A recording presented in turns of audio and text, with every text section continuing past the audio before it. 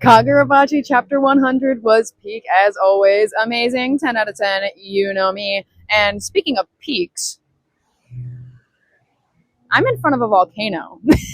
I had to do something big, something explosive for Chapter 100. You know what I mean? So why a volcano specifically? We know I do my quirky locations at this point. Well,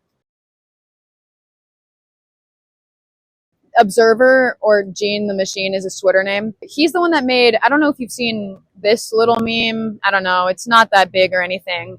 But the same guy who made this meme also memed me in front of a volcano, and it had Chapter 100 was fire, so I film it in Pompeii or whatever it was. Life imitates art, and here we are. I've had this planned for months, so it's really funny because this morning before the chapter came out, someone posted the meme with the bunny holding the clock and was like, it's time, and posted it with the volcano. And I was like, oh my gosh, they don't know that I'm literally planning on doing that today. That's crazy. It's raining, by the way. I don't know if you can tell. There's storm clouds, and we were like hurrying over here like, oh gosh, can we beat the rain? We're dedicated. I reckon we just started talking about this chapter. Yeah? Yes? Yes. Right off the rip, we get a Sword Master name reveal. Thank God, finally, because we won't have to call him Sword Master or Sword Saint anymore. His name is Akamura Soga, which is a cool name. I dig it. He's squatted up like that, too. He has a bunch of aura, I'm not gonna lie. He kind of has the sauce. Quirked up genocidal maniac. Is he goated with the sauce? No. No. My sister is nodding behind the hand camera. No. Mental health Bachi is so back. You know, I love when we bring up these things, so that's fun. I love when they get into this stuff, and this whole setup to get to the reveal later on about him not being insane, the build-up here is great. The whole, there was no time to conduct a psychological evaluation, so any diagnosis of his mental health was mere conjecture. Peak. Holy peak. Oh my gosh. Also, guys, are we calling him Soga or Akimura? I'm calling him Soga for the sake of this video, but if we get a general consensus that isn't that, then next time we talk about him, I'll, switch it up. Why not? Shambles. His little, like, hep, whenever he was doing his little stretch. Honestly, I'm not gonna lie, he endeared me a little bit. Like, why did I get endeared by the genocidal man? Am I cooked? I might be a little cooked, but honestly, it was kind of goofy. Soga said, let's get one thing straight. I chose to kill all those people in my right mind. Don't get that twisted. Gagged. Absolutely gagged. One thing that intrigues me is that he says that he made this decision for the sake of Japan and its people. And I'm just wondering what is making him say that. Like, he would know the strength of Shokoku and its people from being on the front lines fighting in the war, obviously. So did he think that their strength was too much, that even after a peace treaty, it was too risky to keep them alive? Like, did he think that eventually, far down the line, the risk of fighting with Shokoku again was too big of a risk and was just like, no, we gotta kill them all? Like, that wasn't worth peace because they were that scary on the battlefield? Him just trying to add a whole morality to it is really interesting. Like, yeah, I was just doing what I thought was best. Now, why did you think that killing 200,000 people was what was for the best? Like, what led him to that conclusion and would make that his best decision that he thought he could make is what I'm curious about.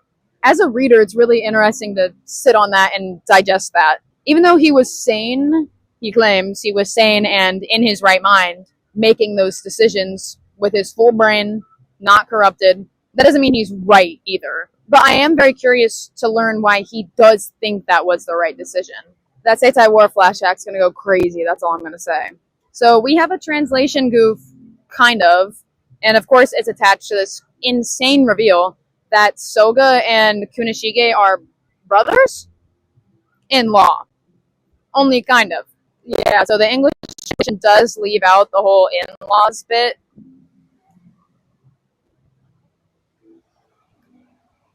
What's up? Nice. You're just like, Mom did the same thing in the cornfield. Really? Yes, there was crows, and she was like, I got distracted, okay. Everyone was very quick to run to Twitter and shut down that translation right away, so To me, it's like common knowledge if you're on Twitter, like, hey, this was a goof. But like anyone reading this casually is not going to know that, except they do have different last names. So I was already like, brothers, but they have different last names. Did he marry or something? Or did Kunishige take his wife's last name? But no, they're brother-in-law. So that makes sense why Kunishige would have trusted him that much in that case.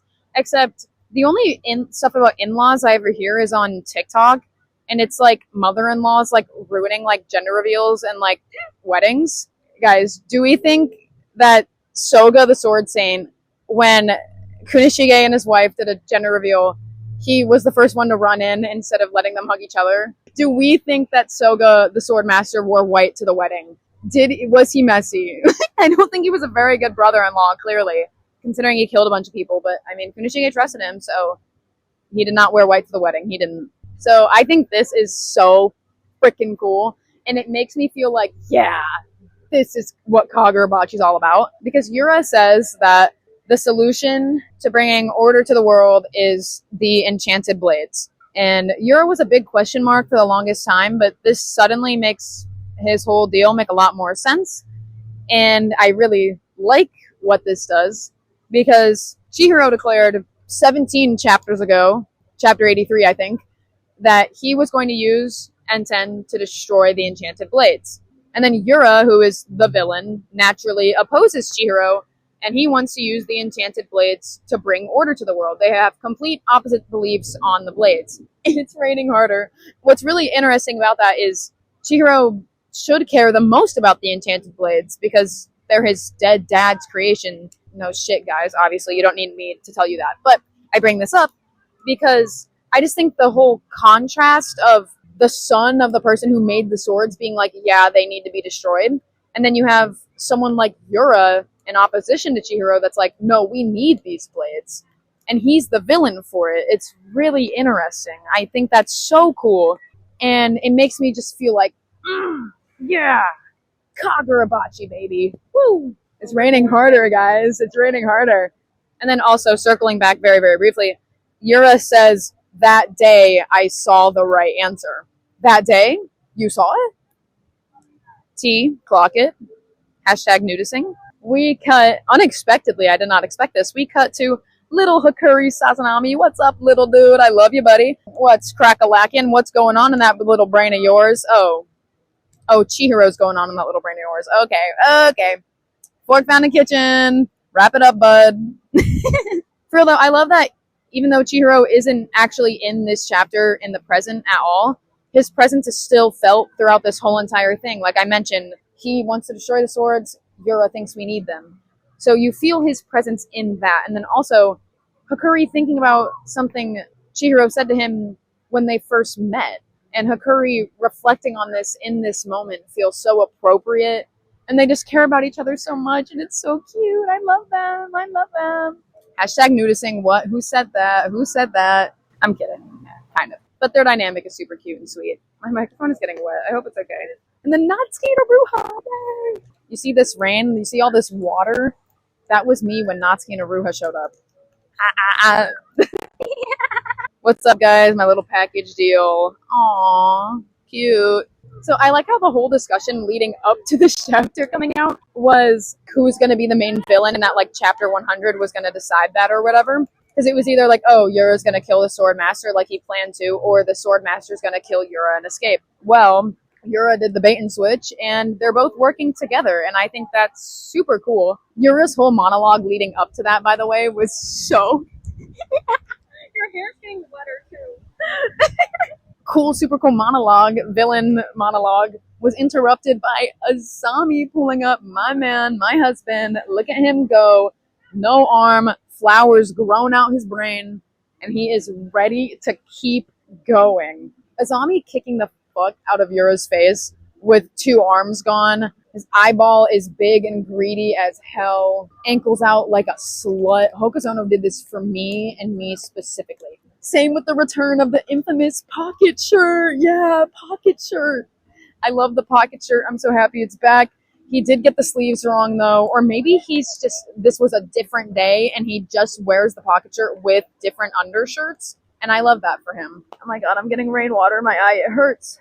And then, speaking of getting wet, last page of the chapter, Mr. Togoshiba. Peak. Peak. Love it. Just sitting there doing nothing, you know. It's like that meme, does he even do anything? He sits there and looks hot. That's fine with me. Kagurabachi is so, so good, and this whole chapter was just a big reminder of why I tough these brave conditions. I make videos every week. I do it for the love of the game because I love Kagurabachi. It's so good. Pretend this water behind me, and now the rain in the sky, flowing down all that the volcano, all the things. Pretend that water is actually honey, and it's a big pool of honey for Hokusono. Yeah, like this video, please. Because I'm getting poured on. My microphone's probably broken at this point. My flat Stanley is very wet. It's okay. Macy, I'll buy you a new book. Comment. I love comments. They're the best. Big subscribe. Subscribe is the biggest one. We're getting close to like 1,300, I'm pretty sure, I think. So yeah, please subscribe. I'm getting close to getting monetized kind of as well, so that's really fun. Unlike my newer usual format of videos, I have me and my sister's audio recording reactions at the way end. Instead, we had face cams on and we reacted to this, and that'll be up in like a day after this one probably. So look forward to that. It'll be a whole separate video. So that is where all reaction will be. Woo! Thank you. Bye-bye. Subscribe. Subscribe. Address the nations. Address the nations. Azami Nation. My husband is so hot. He's missing arms. Someone attack some vibra slaps to those thingies. Shiba Nation. He is actually back. This is the best day of my life. Ever since I've made chapter videos, Shiba has not been in the present in a single one of them. So that's pretty sick that he's here. Yura and Soga Nation. Love that for you, I guess. Yeah. Is Soga Nation a thing? Yaoi? That's crazy. I don't know. Yeah, you know what? Sure. I don't know. What the hell, sure. I don't know anymore. Chihiro Nation, our man will be back soon. Yay. Kagurabachi. Hokuto Nation. I don't know where he is, but I miss him. I want to get out of this rain. I can't